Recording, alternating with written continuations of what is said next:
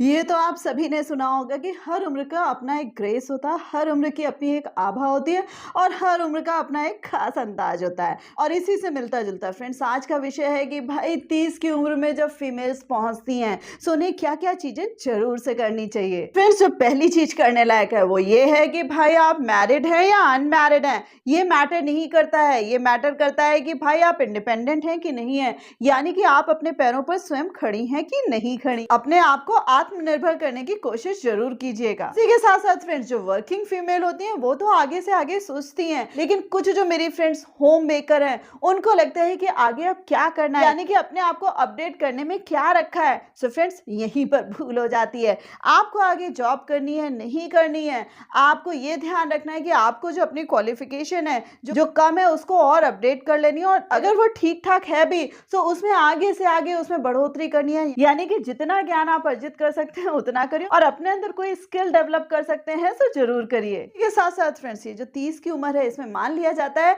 कि आप पूरे तरीके से परिपक्व हो गए, यानी कि आप में एक मेच्योरिटी आ गई है और आप अपने जो भी डिसीजंस ले रहे हैं वो बहुत ही सोच समझ कर ले रहे हैं। फ्रेंड्स इस स्टेटमेंट को ध्यान में रखते हुए आपको ध्यान रखना है कि आपको किसी के भी फालतू के इश्क में नहीं पड़ जाना है, यानी कि अगर आप इश्क प्यार मोहब्बत कर भी रहे हैं सो प्रॉपर दिमाग लगाकर करना है कि भाई ये फला व्यक्ति मेरे लिए उपयुक्त है भी कि नहीं है।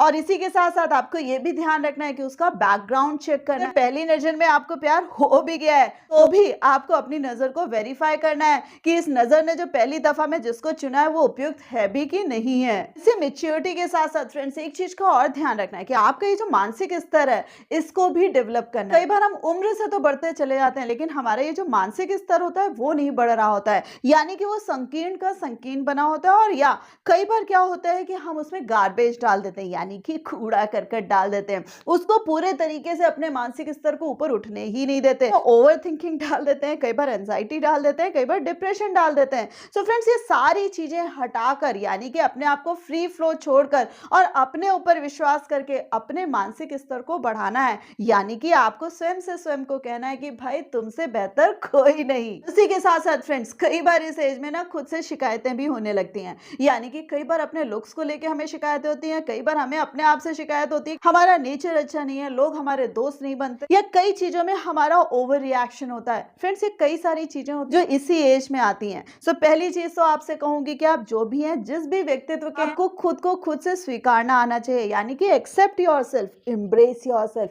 यानी कि खुद को खुद से गले तो लगाइए। उसी के साथ साथ रादर देन घड़ी घड़ी खुद को परेशान करने की कि मेरा नेचर खराब है, मुझे दोस्त बनाने नहीं आते, मुझ में ये कमी, मुझ में वो कमी। सो घड़ी घड़ी अपने आप को जो हम परेशान करते हैं या दूसरों के जो लेवल्स होते हैं, स्टिकर्स होते हैं, खुद में चिपका कर चलते हैं। सो यहाँ पे सारी चीजों से गेट रिड करते हुए, छुटकारा पाते हुए आपको क्या करना है कि खुद में दृढ़ प्रतिज्ञ हो जाना है कि भाई ये जो चेहरे पे मुस्कुराहट है मुझे स्वयं लानी, यानी कि हर समय मुझे हंसते मुस्कुराते रहना है। इसके साथ साथ फ्रेंड्स जो भी मुझे प्यार से मिलता चलेगा उसके साथ मैं हाथ बढ़ाते चलूंगी, यानी कि अगर लोग मुझसे फ्रेंडशिप करना चाहेंगे तो मैं भी फ्रेंडशिप करूंगी, और या मुझे अच्छे लोग मिलेंगे तो मैं खुद भी इनिशिएट करूंगी, मुझे फ्रेंड्स बनाना आता है। साथ साथ फ्रेंड्स दूसरों की रिस्पेक्ट करिए, दूसरों को प्यार करिए, और इसी के साथ साथ खुद की रिस्पेक्ट जरूर करिए और खुद को वैल्यू देना मत भूलिए। आप हर एक को वैल्यू दीजिए, बट उसके साथ साथ स्वयं प्रथम दृष्टया मैं कहूंगी कि खुद को वैल्यू देना, खुद को रिस्पेक्ट देना मत भूलिएगा, यानी कि जो व्यक्ति खुद का सम्मान करता है वही दूसरों का भी सम्मान करता है, और यस वो दूसरों से सम्मान भी तभी पा पाता है। नेक्स्ट थिंग फ्रेंड्स,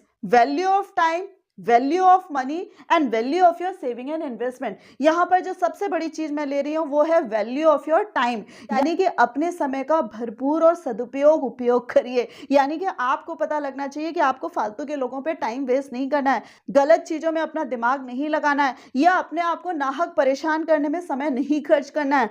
आपको अपना समय सही चीजों पर लगाना है, यानी कि सही सोचना है, अच्छा सोचना है, स्किल डेवलप करनी, यानी कि समय ऐसे लगाना है। दूसरी चीज, अपना जो पैसा रुपया है उसे भी अच्छे तरीके से कमाना है और उसको अच्छे तरीके से संभालना भी है। और उसी के साथ साथ अब जो नेक्स्ट चीज आ रही है सेविंग एंड इन्वेस्टमेंट, उसमें भी आपको ध्यान रखना है कि जो भी आप पैसा कमा रहे हैं उसको किस तरीके से सेव करना, और यस इसको अगर हम कायदे से दूसरी जगहों पर इन्वेस्ट कर सकते हैं जहां पर हमें रिटर्न ऑफ द मनी भी आए, जहां से हमारे दूसरे रेवेन्यू के भी स्रोत खड़े हो जाएं, सो वहां पर भी ध्यान रखना है। फ्रेंड्स ये तो उम्र है, धीरे धीरे धीरे धीरे बढ़नी है। हर उम्र की खास बात यही होती है कि हर उम्र अपने आप में एक अनुभव भी देती है, सो धीरे धीरे जैसे जैसे हम बढ़ते हैं अपने आप में हमारे अंदर निखार आता है। होप आप वीडियो के जिस्ट को समझ गए होंगे और ये भी समझ गए होंगे कि 30 की उम्र और इससे थोड़ा भी अगर आप ऊपर बढ़ गए हैं सो आपको ये सारे पॉइंट्स ध्यान में जरूर रखने हैं। तो होप वीडियो तो पसंद आया ही होगा। सो अपने वैल्यूएबल कमेंट जरूर लिखिएगा और ये भी बताइएगा कि आप किस सिटी को बिलोंग करते हैं। द सेम वे वीडियो को लाइक करना मत भूलिएगा, अपने फ्रेंड्स के साथ शेयर करना मत भूलिएगा और ऐसे ही लाइफ लेसन जानने के लिए मेरे चैनल को सब्सक्राइब कर दीजिएगा।